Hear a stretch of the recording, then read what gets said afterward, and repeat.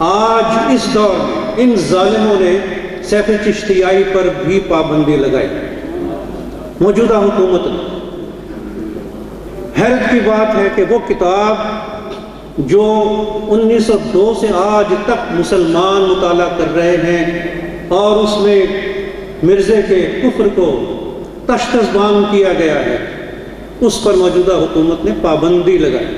ایک قانون بن گیا کہ بس کسی کی دل آزاری ہو رہی ہے اور کسی کے جذبات جو ہیں مذہبی مجروح ہو رہے ہیں، لہذا پابندی۔ حتیٰ کہ غنیت الطالبین پر بھی پابندی لگی تھی۔ کسی جاہل اور احمق نے اوپر کے جاہلوں کو یہ کہا کہ یہ جو طالبان ہیں یہ غنیت الطالبین پڑھ کر بن رہے ہیں، اور یہ پابندی پھر بعد میں انہیں کسی نے سمجھایا تو وہ اٹھائی گئی۔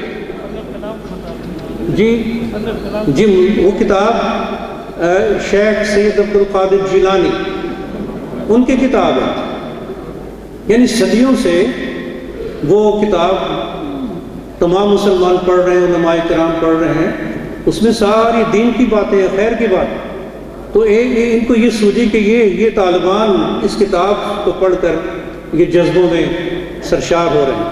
خیر یہ جہالتیں ابھی جو کر رہے ہیں اپنے پاؤں پہ کلہاڑی مار رہے ہیں۔ انہوں نے مکمل طور پر اپنے آپ کو آئیڈینٹیفائی کر لیا، ملا لیا ہے اس طبقے کے ساتھ۔ ابھی آج ایک جو سیاسی مفتی نے فتویٰ صادر کیا ہے کہ ہم کسی کو کفر کا فتویٰ صادر کرنے کی اجازت نہیں دیں گے، اخبارات میں آ جائے۔ میں نے پڑھ کے سر پکڑ لیا کہ یہ کتنی بڑی جہالت ہے۔ محترم، آپ کو جو بھی بڑا درجہ دنیاوی سیاسی حاصل ہے، آپ کو مفتی بننے کا حق نہیں ہے۔